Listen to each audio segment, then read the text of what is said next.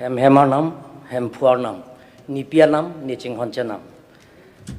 Respected Honorable Speaker for giving this opportunity, and respected all members present this August House. I rise to support the motion of thanks to the address of the Honorable Governor.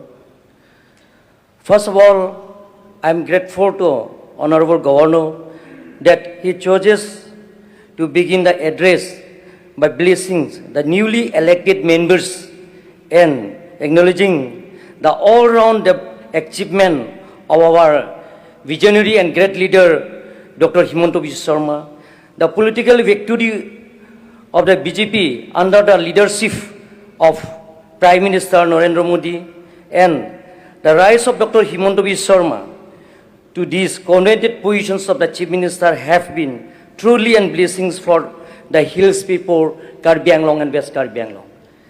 অধ্যক্ষ মহোদয়, যে উপৰোক্ত বক্তাসকলে আমাৰ ৰাজ্যপালৰ ভাষণৰ ওপৰত তেখেতসকলৰ নিজৰ নিজৰ মনত কথা গোটেইখিনি বিতংভাৱে বহলাই কৈছে।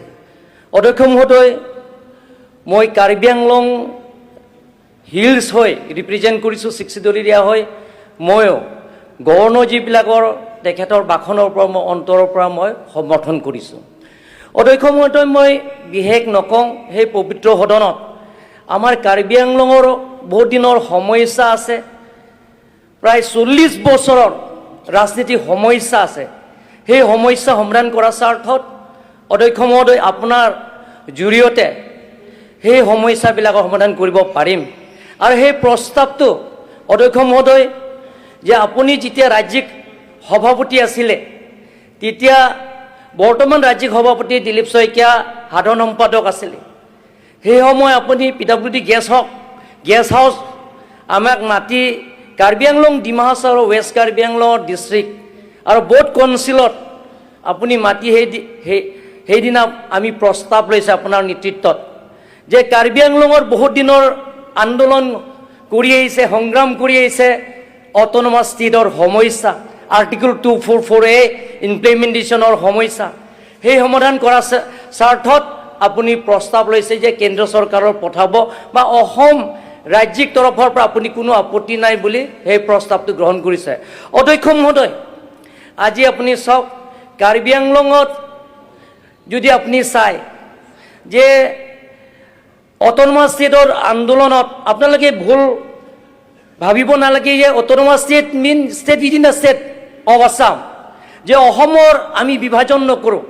অসমৰ বৰ অসম কৰাৰ স্বাৰ্থত যে কাৰ্বি আংলঙত যে আপোনালোকে জানে যে চাৰিসীমা বহুত ডাঙৰ, bigger than Goa and Sikkim, even Tripura also.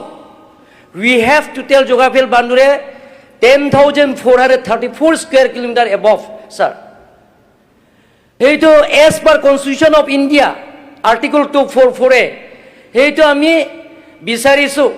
আৰু সেইটো সংগ্ৰাম কৰাৰ সময় আমি কাৰ্বি আংলং আৰু ডিমা হাছাও ৰাইজে যে মিলিটেন্স গ্ৰুপৰ বহুতো যুৱক যুৱতীয়ে ওলাই আহিছে, in the name of the autonomous state, in the banner of the autonomous state, তেওঁলোকৰ বন্দুক ধৰিবলগীয়া হৈছে। প্ৰায় 500জনকৈ অধিক, 500কৈ অধিক যুৱক যুৱতীয়ে সেই পৃথিৱীৰ পৰা বিদায় ল'বলগীয়া হৈছে। কিন্তু অধ্যক্ষ মহোদয়, ডক্টৰ হিমন্ত বিশ্ব শৰ্মা ডাঙৰীয়াৰ নেতৃত্বত যিবিলাকে পৰিয়ালক যে কংগ্ৰেছৰ শাসনৰ আমোলত অধ্যক্ষ মহোদয় 1 পইচা তেওঁলোকক দিয়া নাই, কিন্তু ডক্টৰ হিমন্ত বিশ্ব শৰ্মা ডাঙৰীয়াৰ নেতৃত্ব লোৱাৰ পিছত অধ্যক্ষ মহোদয় প্ৰত্যেকজন শ্বহীদ পৰিয়ালক 5 লাখ টকা দিছে, 500 পৰিয়ালক। সেইটো আমাৰ কাৰ্বি আংলং আৰু ডিমা হাছাও ৰাইজক ধন্যবাদ দিছোঁ। অধ্যক্ষ মহোদয়, সেই 10টা মিলিটেণ্ট গ্ৰুপত জন্ম হোৱা একমাত্ৰ কাৰণটো হ'ল অট'নমাছ ষ্টেটৰ সমস্যা সমাধান কৰাৰ স্বাৰ্থত।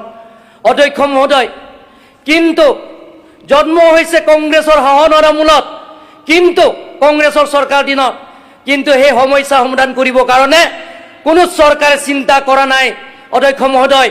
কিন্তু সেই 10টা মিলিটেণ্ট গ্ৰুপছত অমিত শ্বাহ গৃহমন্ত্ৰীয়ে সহায়ত ডক্টৰ হিমন্ত বিশ্ব শৰ্মা ডাঙৰীয়াৰ নেতৃত্বত লোৱাৰ পিছত 10টা সংগঠন লগত আলাপ আলোচনা কৰি কেন্দ্ৰ চৰকাৰ ৰাজ্য চৰকাৰৰ লগত আলাপ আলোচনা কৰি শান্তি চুক্তি কৰা হৈছে মেমৰেণ্ডাম অফ সেটেলমেণ্ট শান্তি চুক্তি কৰি এতিয়া কাৰ্বি আংলং আৰু ডিমা হাছাওৰ স্থায়ী শান্তি হৈছে অধ্যক্ষ মহোদয় আপোনাৰ নেতৃত্বতে ডক্টৰ হিমন্ত বিশ্ব শৰ্মা ডাঙৰীয়াৰ নেতৃত্বত চৰকাৰ দিনতে আমাৰ কাৰ্বি আংলং আৰু ডিমা হাছাওৰ সমস্যাটো সমাধান কৰিব পাৰিব বুলি মই আশাবাদী সন্মানীয় সদস্যসকল আপোনালোকে সমৰ্থন কৰিব লাগিব কাৰ্বি আংলঙত প্ৰথমবাৰ ইতিহাস সেই পবিত্ৰ সদনত নিজৰ মাতৃভাষা জীয়াই ৰখাৰ স্বাৰ্থত যে ডক্টৰ হিমন্ত বিশ্ব শৰ্মা ডাঙৰীয়াই যে ইয়াত যে বিধায়কসকলৰ নিজৰ মাতৃভাষাৰ পৰা শপত লোৱা সুবিধা দিয়াটো আমাৰ